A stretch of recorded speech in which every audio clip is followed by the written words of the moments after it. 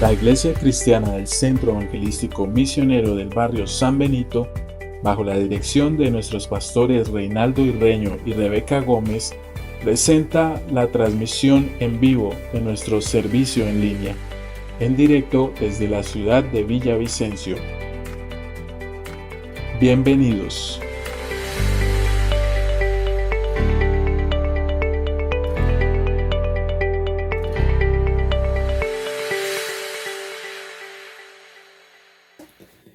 Mis amados, una vez más en esta ocasión, rindiendo todo tributo y toda adoración a aquel que nos concede la vida y con la vida la oportunidad de servirle, de mantenernos expectantes de sus bendiciones, recibiendo día a día su fortaleza, su ánimo, el gozo de su santa bendición.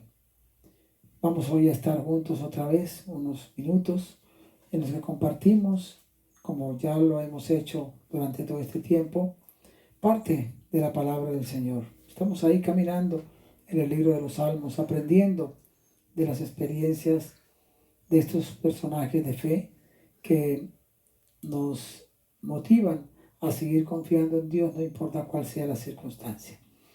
Así que bienvenidos todos, gracias hermanos. Quiero orar y luego escuchamos un tema musical y vamos inmediatamente a estudiar la palabra.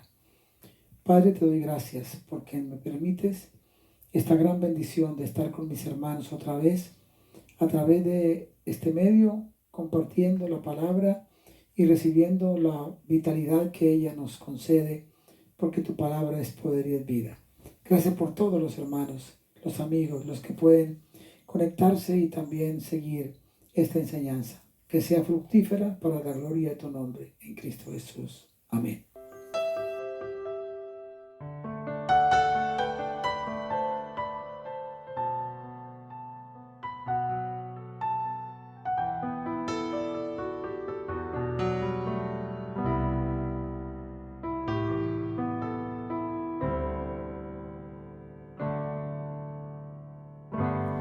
Dame un nuevo corazón, Señor,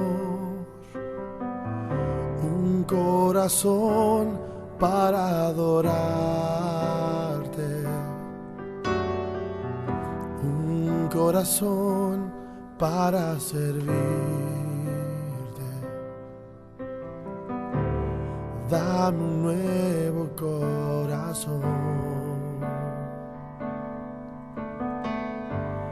Dame un nuevo corazón, Señor,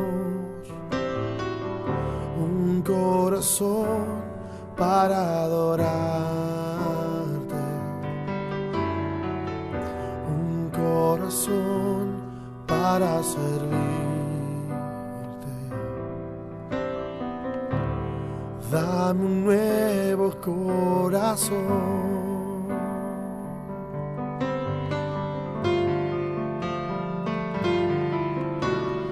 Limpio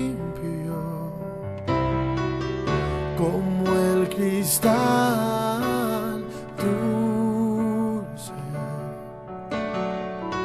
como la miel, un corazón que sea como el tuyo, Señor.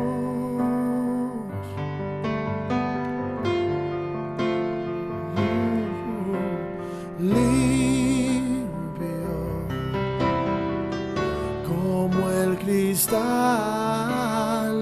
dulce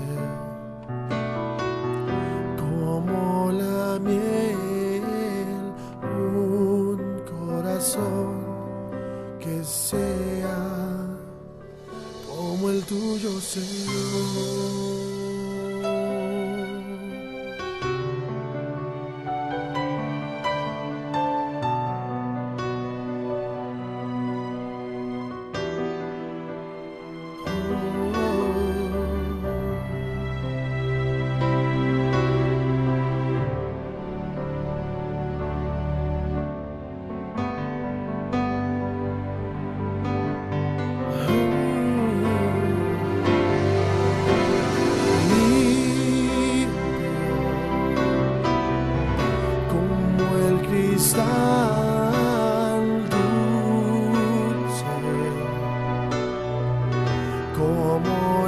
miel un corazón que sea como el tuyo, Señor. Oh, limpio como el cristal, dulce como la miel, un corazón que sea como el tuyo, Señor.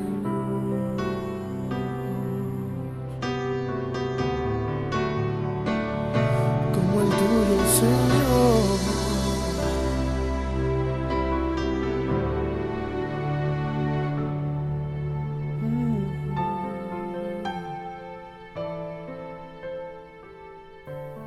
Bien, mis hermanos, hoy nos corresponde analizar el Salmo 15. Quiero ya, antes de entrar en materia, saludar a todos los hermanos del Centro Evangelístico Misionero, del barrio San Benito, como a todos los pastores y demás hermanos de otros lugares y congregaciones que han estado ahí con nosotros durante todo este tiempo aprendiendo de la palabra.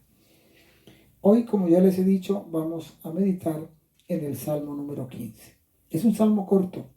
Es un salmo que tiene solamente 5 versículos, pero en estos versículos que aparecen aquí en este salmo hay toda una cátedra de ética y de moral. Y nos presenta este salmo la felicidad de los que les gusta y les agrada habitar en la presencia de Dios, que moran en el lugar de la bendición de Dios. David era un genuino adorador y él descubrió la razón por la cual Dios le permitió vivir, adorar, glorificar al Señor. Es la urgencia que cada ser humano pueda llegar a descubrir esa riqueza. Y no significa que adorar a Dios es mantenerme todos los días con las manos juntas o acostado de rodillas, no. Es una vida constante y a través del Salmo encontramos de qué maneras usted y yo podemos adorar al Señor, dando siempre gloria y honra a su nombre. Posiblemente David escribió este salmo cuando ya era rey y organizó cómo trasladar el arca o el tabernáculo a Jerusalén, según nos dice 2 Samuel capítulo 6, verso 1 hasta el terminar el capítulo. Ahí encontramos este hecho histórico que tuvo un incidente doloroso. Posiblemente al pasar esa experiencia en que uno de sus oficiales y del pueblo y del equipo que estaba llevando el arca la tocó y murió en el momento, fue un golpe muy duro para David y lo llevó a examinar y escudriñar cómo se tenía que hacer esta ceremonia. Y encontró que los que podían llevar el arca eran los levitas y tenían que llevarla en hombros, no en bueyes. Ahora, aquí la primera palabra dice, ¿quién habitará en tu tabernáculo? El tabernáculo era una tiendita que construyó Israel por mandato de Dios bajo la dirección de Moisés en el desierto. Ya todo Israel tenía acampado sus lugares y sus tiendas donde ellos moraban y hacían sus pares y allí permanecían el tiempo determinado por Dios. Dios le dijo a Moisés que quería que hicieran también un tabernáculo y describió cómo tenían que hacerlo. Capítulo 25 del libro del Éxodo. Y de ahí en adelante hasta el 40, cuando es inaugurado, solamente hay instrucciones sobre el tabernáculo, quiénes pueden oficiar, qué es lo que se tiene que hacer en este lugar. Y Dios le dijo a Moisés, porque de allí yo me quiero manifestar y yo quiero hablar con el pueblo y desde allí yo hablaré, le dijo Dios a Moisés, con él, para instruir y para enseñar y bendecir de esa misma manera al pueblo de Israel. El tabernáculo, ya he dicho, era como el palacio del rey. Y allí podían entrar no todos los israelitas, solamente Aarón entraba al tabernáculo una vez por año. Y en la entrada al tabernáculo, pues lo hacía el mismo día unas 2 veces, ofreciendo la oración por él y por su familia, por el pueblo y por la nación. Fuera del tabernáculo, antes del lugar santísimo, estaba el lugar santo, sí se entraba todos los días los sacerdotes a ofrecer la oración, el incienso, que es lo que hizo el sacerdote Zacarías cuando fue visitado por el Señor, por el ángel del Señor, para contarle y decirle que iba a ser padre de un hombre que sería una señal de que el Mesías ya estaría con ellos. Ya les he dicho que Dios le dijo a Israel que desde allí Él les iba a hablar, que desde allí Él iba a tratar con ellos. El tabernáculo, en primer orden, se direcciona en tipo solamente a revelarnos al Señor Jesucristo, Dios entre nosotros. Dios se manifestaba en medio del pueblo de Israel, allí desde el tabernáculo. Cristo vino y fue la manifestación máxima de Dios para la humanidad. Pero también el tabernáculo es tipo de la iglesia, donde habita el Espíritu de Dios ahora. En la carta a los Efesios capítulo 1, verso 19 al 22, nos dice que esa construcción, ese edificio, en que también se llama la familia de Dios, en ella mora el Espíritu Santo, y por ella, por ese morar del Espíritu Santo, la iglesia tiene una encomienda y un trabajo que hacer. También el tabernáculo es tipo del creyente. Segunda de Corintios 6, 16 dice: ¿no sabéis que sois templo del Espíritu Santo y que el Espíritu de Dios mora en vosotros? Es un gran privilegio que podamos ser morada y habitación del Señor y es de nosotros Dios manifestarse. Y también dice el libro de los Hebreos capítulo 9, versos 23 y 24, que el tabernáculo es tipo de las cosas celestiales, de lo que está arriba. Así que todo lo que ha sido hecho sobre la tierra y mucho más aquello que tiene que ver con el cielo es una figura de lo que hay allí en la habitación de Dios. Ahora, ¿cuál es la pregunta? Veamos la pregunta que hay aquí en el versículo primero del Salmo. Jehová, ¿quién habitará en tu tabernáculo? Y aquí hay algo muy importante para entender y para meditar. ¿Quién habitará en tu tabernáculo? Nos muestra quién es el dueño, quién es el propietario. Y cuando nos vamos a pensar en el tabernáculo, no hay otra respuesta más grande que nos señale habitar en la presencia de Dios, vivir en su comunión. El tabernáculo dice, ¿quién habitará en tu tabernáculo? ¿Quién morará en tu monte santo? Otra vez vuelve a decirnos, a mostrarnos quién es el propietario de esa morada. Tabernáculo y monte santo simbolizan la presencia de Dios y la comunión que Dios quiere tener con el hombre. La comunión que Dios quiere tener con el hombre y que el hombre debe anhelarla. Para esto Dios exige ciertos requisitos éticos y morales para poder estar en buena comunión con Él.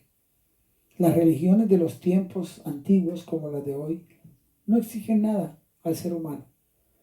Al contrario, algunas eran supremamente grotescas, inmorales, perversas, corrompidas, corruptas en la práctica y en los ritos de sus demandas en cuanto a sacrificios y dádivas que los seres humanos tenían que ofrecerle a los dioses que las naciones adoraban. En este caso hay una gran diferencia. Dios exige a su pueblo cómo tiene que ser su comportamiento delante de Él, con el hombre y consigo mismo.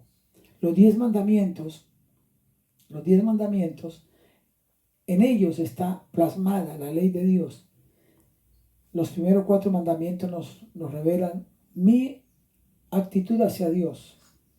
Los otros mandamientos comenzando con la familia y la sociedad. Ahí está todo. No es que si yo quebranto un mandamiento hacia el prójimo no ofendo a Dios. Claro que lo ofendo. Y es pecado. Pero ahí está plasmado lo que Dios nos demanda. Y no hay un solo ser humano que podamos cumplir a cabalidad toda la demanda de la ley. Jesús sí lo hizo. Él sí lo pudo hacer y por eso Él es nuestra justicia, porque por Él nosotros podemos tener acceso a Dios. Esa es la gran diferencia entre la religión y la verdad de la palabra del Señor.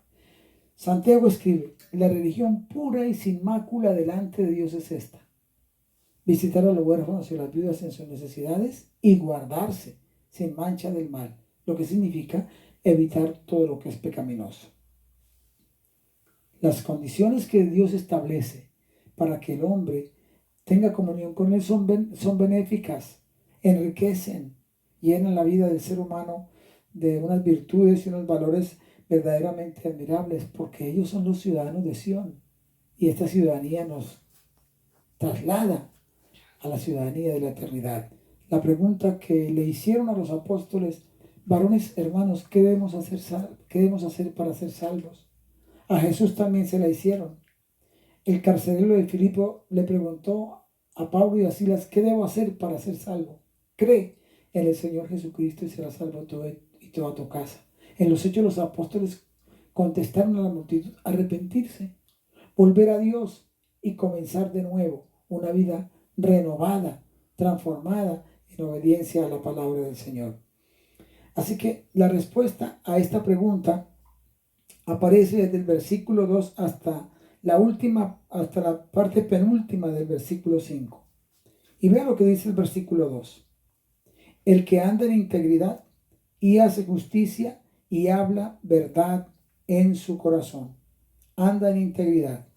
O sea, Dios le dijo a Abraham, y esta palabra era precisamente el contenido de aquello que Dios le había dicho a Abraham en el capítulo 17 del libro de Génesis, cuando Dios se manifestó y le confirmó que iba a tener una familia, a tener un hijo, que Dios iba a hacer de él cosas grandes. Pero le dijo: pero anda delante de mí, sé perfecto. Y claro, no perfecto en la perfección máxima y absoluta de Dios, sino procura siempre hacer las cosas de forma correcta. Y aquí está esto: anda delante de mí, sé perfecto. Le dijo Dios a Abraham, lo que quiere decir sano de corazón, aprobado en todo lo que hace, sin engaño, sin mentira interna. A un israelita el Señor le dijo: he aquí un israelita en el que no hay engaño. Juan 1:47. Se lo dijo a Natanael, aquel Galileo que fue invitado por otro ya discípulo de Jesús, y viene y se encuentra con el Señor porque éste le dice: hemos hallado al Mesías. Y él quiere saber quién es y viene, y cuando Jesús lo ve dice: he aquí un verdadero israelita en el cual no hay engaño.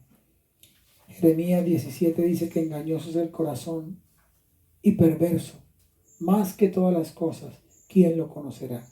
El Señor quiere que andemos y que nuestro corazón no alberguemos ningún engaño, ninguna mentira, ninguna patraña, ninguna falsedad, sino que seamos transparentes, íntegros, sin ninguna cosa que mezcle nuestra vida como gente de Dios, como pueblo de Dios, y también compartiendo ocultamente, internamente, donde nadie nos ve, las actitudes y el andar y el vivir del ser humano que no conoce ni cree en el Señor. El verdadero Hijo de Dios se conoce cuando está solo. En este tiempo que ustedes han estado solos, sin que nadie les observe, sin que el pastor, el líder, aquel y el otro que hacemos parte del equipo del ministerio, es un tiempo de gran prueba. ¿Cómo ocupamos esos momentos que no tengo algo que hacer? ¿Qué hago con ellos? ¿Qué pienso? ¿Cómo reflexiono? ¿Cómo reacciono frente a las cosas?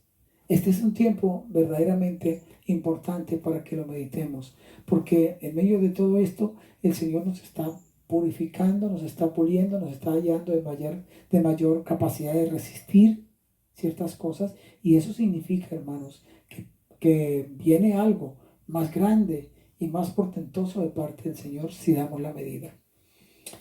También en este texto vemos también la palabra que nos dice que el que anda en integridad es justo, honesto, honrado en todos sus tratos, sin engaño, no mentiroso, habla verdad en su corazón, La vida interior es tan sana y tan sincera y honesta como lo expresa siempre. Lo hemos visto ya y lo he dicho en estas reflexiones, porque aparece muchas veces en los salmos. Cuán fácil es mostrar el rostro en ciertas cosas, y ser bastante hábil para ocultar lo que se puede sentir. Aquí nos pide el Señor que lo seamos internamente, desde adentro para afuera. Esos son los que tienen toda la oportunidad de morar en la presencia de Dios, bajo la cobertura de Dios y en la compañía de Dios. Ahora veamos lo que dice el verso 3.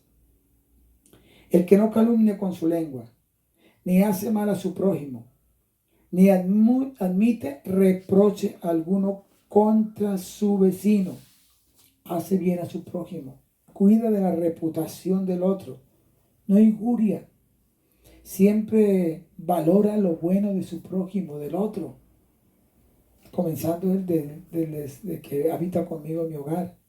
A veces hay muchos conflictos de familia en el mismo hogar, discrepancias, y también a veces se actúa de forma injusta y se hiere a las personas con sátiras, con decires y comentarios dentro de la misma familia. Eso hay que mejorarlo. Hay que trabajar mucho en nosotros cuando esas cosas nos están atormentando. Tenemos que trabajar con nosotros mismos, pidiendo la ayuda del Espíritu Santo. No agravia, no es ventajoso con su vecino. El Salmo 39 dice algo que quiero leerlo, igual que toda esta temática tiene mucho texto de la Biblia, pero no da la ocasión para ello. El Salmo 39 dice, el salmista, yo dije, atenderé a mis caminos para no pecar con mi lengua. Guardaré mi boca con freno en tanto que el impío esté delante de mí. Vea qué tremenda reflexión y qué tremendo mandato. Yo dije, atenderé a mis caminos para no pecar contra ti, refrenaré mi lengua en tanto que el impío esté delante de mí. Mucha gente se escandaliza del testimonio cristiano por el tanto hablar de los mismos cristianos. Muchas veces yo les he exhortado y exhorto, van en un taxi, están en un paradero, están en un lugar donde la gente se reúne y comienzan a hablar y a veces murmuran, escarnecen de los hermanos, de la congregación, del pastor, del otro pastor, de la otra iglesia, que nosotros sí, hermano. Todo eso es faltar la integridad. Y todo eso no es agradable a Dios, de la persona que quiere vivir en su santa presencia. Evita todos esos comportamientos y toma freno de sus palabras. Ahora veamos lo que dice verso 4. Aquel a cuyos ojos el vil es menospreciado, pero honra a los que temen a Jehová. El que aún jurando en daño suyo, no por eso cambia. Aquí la palabra dice que aprecia a las personas por sus virtudes, pero a los que proceden con bajeza y actúan con maldad y con perversidad, siempre buscando cómo hacer daño, los rechaza. El creyente tiene que aprender a tener ese carácter, sin entrar en discusiones, ni en pleitos, ni en peleas, ni alegatos, porque la gente que tiene esa forma de vida manipulada por Satanás y su propio ego, solamente que el Espíritu de Dios los quebrante y los parta para que puedan confesar y pedir de alguna manera una orientación para asunto de su fe. Pero el Señor se desagrada de aquel que siempre está buscando dañar a las personas, hacer daño. Y el creyente no puede caminar detrás de estas cosas, sino que procura ser honesto, honrado en todas las cosas y honra a los que temen a Dios. Aquí hay linda palabra para todos nosotros. ¿Cómo honro yo, digo como pastor, cómo honro yo a cada uno de mis hermanos que temen a Dios? Sin mirar ni hacer discriminación alguna. Desde el más pequeñito, desde el que menos puede hacer algo, del que yo lo considero que tiene menos conocimiento, o como aquel que ha logrado escalar y está bien arriba. ¿Cómo yo los honro? ¿De qué manera yo honro a mis hermanos? Y honrar algo es darle el respeto que se merece, el lugar que se merece y el reconocimiento que se merece. Cuando y hablo con todo el equipo de servidores del Señor, siempre nosotros, mi esposa y yo, vivimos inmensamente agradecidos por todos ustedes, por su trabajo, por su ayuda, y hacemos memoria de los que ya no están, de los que se trasladaron o el Señor trasladó a las moradas eternas, o por alguna razón se trasladaron a otra ciudad, otro lugar o otra congregación y están allí, pero también un día fueron, vamos a decir, motivo de apoyo al trabajo. Tenemos testimonios de hermanos que están distantes y solamente quiero mencionar uno de ellos, aunque hay muchísimos.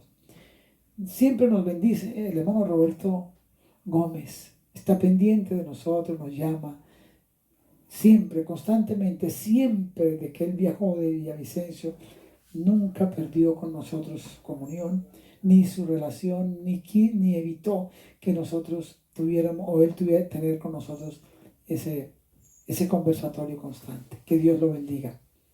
Y nosotros lo honramos, porque fue un instrumento y es un instrumento de Dios para llevar el testimonio de Cristo con su testimonio personal de hogar y de familia, y también con su trabajo esmerado, sacrificado y esforzado. Hagámonos esa pregunta. ¿Cómo honro yo a los que sirven a Dios? En la iglesia, en la alabanza, en la música, en los distintos servicios y ministerios de la casa del Señor. ¿Cómo honra usted? Yo pregunto yo, me tengo que preguntar, pero se lo digo a usted también. ¿Cómo honra usted a las personas que hacen parte de la familia de Dios, a los que nos ayudan, a los que nos sirven? Gracias, porque sabemos que ustedes nos honran, nos respetan y nos aman y nos dan el lugar que el Señor nos ha entregado. Ahora vemos el verso 5. Quien su dinero no dio a usura, ni contra el inocente admitió cohecho. No cambia, aquí dice la palabra, el que hace estas cosas no resbalará jamás. En el verso anterior, 4, la última parte dice, no cambia por mal que le hagan. Es de carácter firme. Tiene control de sus emociones y de sus pensamientos. No permite dañarse a sí mismo. Yo soy el que permito que se quede en mi corazón. Y cuando comienzo a pensar y a pensar y a pensar y a mirar a una persona con desagrado, a hablar mal de ella, a imaginarla, a evitarla, estoy permitiendo que mi corazón se dañe. Aquí dice que aunque juren y hagan daño en contra, mintiendo y haciendo todo lo que es, usando toda patraña en contra del justo, del que mora en la presencia de Dios, no por eso cambia. ¿Qué quiere decir? Mantiene su gozo, mantiene su fe, mantiene su disciplina, mantiene su estatus en Dios, mantiene su diligencia, mantiene su vida ocupada en el trabajo, en lo que Dios ha hecho. No le da oído a la murmuración, a la crítica, siempre que sea mentirosa o a la calumnia. Sigue adelante. Un ejemplo tenemos en Cristo. Este salmo nos presenta a Jesús, el Señor y Dios y sumo sacerdote del santuario eterno. Ahí, en toda esa demanda de vida, Él vivió a la altura del propósito de Dios. No presta con usura, buscando cómo enriquecerse con el trabajo del otro. Eso abunda en nuestros días, en nuestros tiempos. No es que no haya que pensar en que lo que Dios me ha dado resulte en una ganancia, no.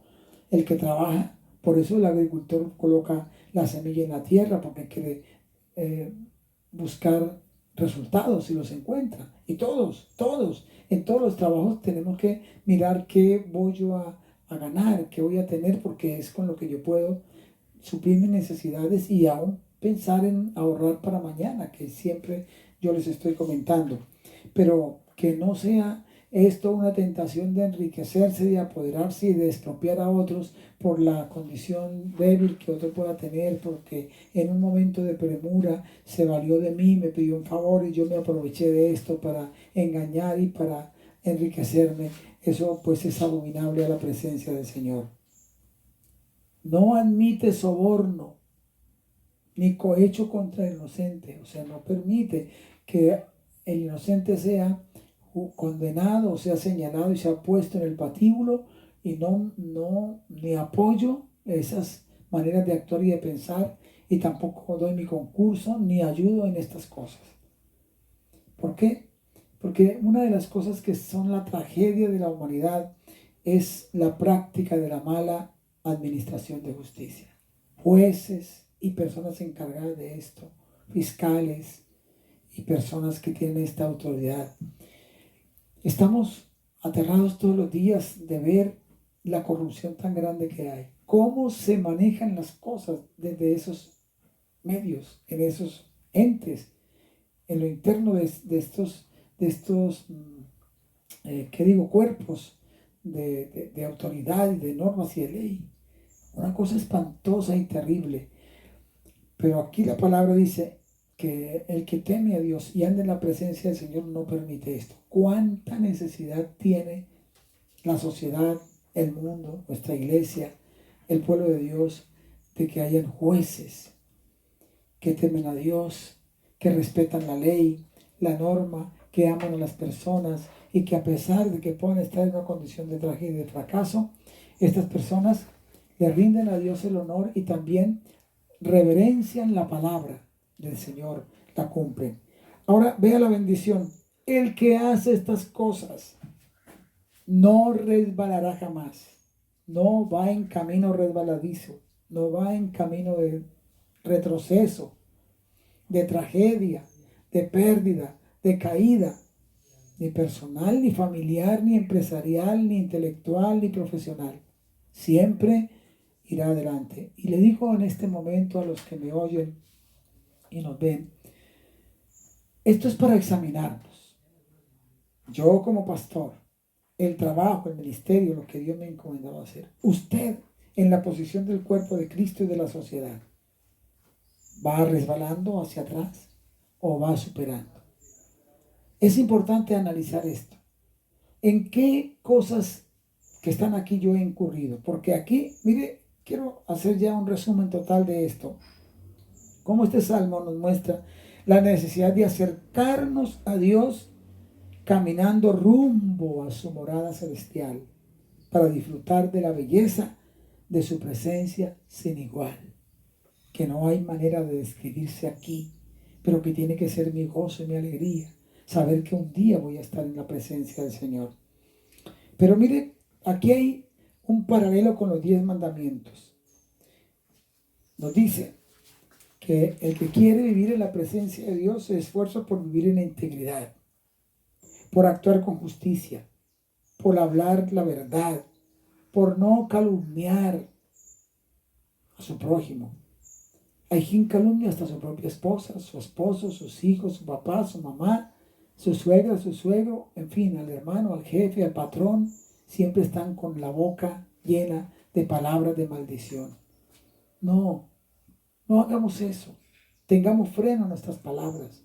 Que ninguna palabra corrompida, que ninguna palabra mala salga de nuestra boca, sino la que sea buena, dice la palabra, para la necesaria edificación. No hace mal al prójimo, de ninguna manera. Evita perjudicar a las personas, dañarlas de distintas maneras, en la forma moral, en sus finanzas, en su reputación y mucho menos en algún caso de inmoralidad sexual. El que anda en la presencia de Dios tiene cuidado. Tenemos el testimonio de Cristo, el testimonio de José cuando aquella mujer la esposa de su amo, lo asaería, lo presionaba Él le dijo, ¿cómo voy a hacer yo este mal delante de Dios y delante de ustedes? Si es que la única persona de quien yo no puedo disponer de usted, yo pecaría contra Dios si hago esto. Y prefirió la cárcel antes que ir a dañar a su casa, su familia, la familia de su amo, dañar a esta mujer, aunque estaba enferma, pero él dijo, yo no voy a aumentar el daño en esta persona. No reprocha lo bueno, no lo rechaza, no lo reprocha, no lo juzga, reprocha lo malo y a los que hacen el mal y a los que tratan de inducir a otros para que caigan en sus redes. No menosprecia ni las cosas divinas y tampoco a las personas. Siempre las tiene en estima y en valor. No juzga para hacer daño. Si hay que hay que juzgar las cosas siempre para edificar, siempre para ayudar a restaurar, para ayudar a levantar, para ayudar a renovar a las personas. No practica la usura, ya hemos visto, no se apodera financieramente. Ningún ministro del Señor y del altar tiene que dejarse llevar por esa maldad tan grande que hoy abunda por todas partes, que solamente el interés de muchas personas de vivir la vida en el Evangelio o hasta de ministros es cómo pueden lucrarse, dañar el testimonio de la fe y solamente un comercio religioso. Dios nos guarde, Dios nos ayude y siempre de todo lo que Dios nos dé reconozcamos la soberanía de Dios, cumplamos nuestro deber y de esa manera vamos a tener dominio propio en nosotros sobre las finanzas. No admite cohecho. Ya lo hemos visto, ya lo hemos analizado. Entonces, mis hermanos, ya terminando, quiero entregar este hermoso poema porque nos relaciona en la vida en Dios. La vida en Dios es vida de aventuras, vida llena de ensueños y de grandeza, rumbo heroico que apunta hacia la altura, persiguiendo la gracia y la belleza. La vida en Dios es ir por los caminos, ardiendo el corazón, la mano abierta, y llenar de los cánticos divinos la soledad estéril y desierta. La vida en Dios es fuego y armonía, es salmo, es poema, es ternura, que en la aspereza cruel de cada día va dejando la miel de su dulzura. La vida en Dios es ruta dolorosa, es visión de la cruz, jalón de gloria, es pasar por la noche tenebrosa y despertar en el alba esplendorosa de la victoria que nos es dada. ¿Quién habitará en el lugar santo, en el tabernáculo de Dios, en la presencia de Dios? Ahí tenemos la exposición. Yo quiero habitar siempre en la presencia de Dios. ¿Cuál es tu decisión?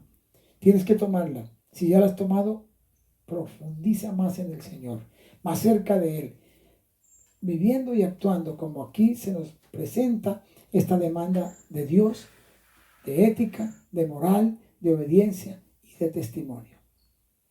Oremos. Amante Padre Celestial, gracias porque nos das este privilegio y este permiso y esta bendición de andar en tus caminos. Yo quiero estar más cerca de ti, Señor. Quiero estar más cerca de tu presencia. Te ruego de manera especial que por medio de esta palabra me enriquezcas y des mayor luz y entendimiento a mi vida, como a todos los que hoy hemos compartido este estudio. Así oramos, Señor, por las naciones de la tierra. Cuánto necesitan tu luz, tu presencia, que salgan de esta oscuridad y que la ética, la moral, la obediencia, el poder de tu palabra, Señor, la normativa de los 10 mandamientos se establezcan en el corazón de la gente para que reconozcan que necesitan de ti, porque esta palabra nos hace ver nuestro pecado. Salva las almas, sana a los enfermos, consuela a los que están tristes y ayuda a las naciones de la tierra a resolver estas situaciones tan críticas que vivimos. En el nombre de Jesús. Mis hermanos, Dios me los bendiga. Mi saludo fraterno. Y seguimos aquí enriqueciéndonos de la palabra del Señor. Muchas gracias.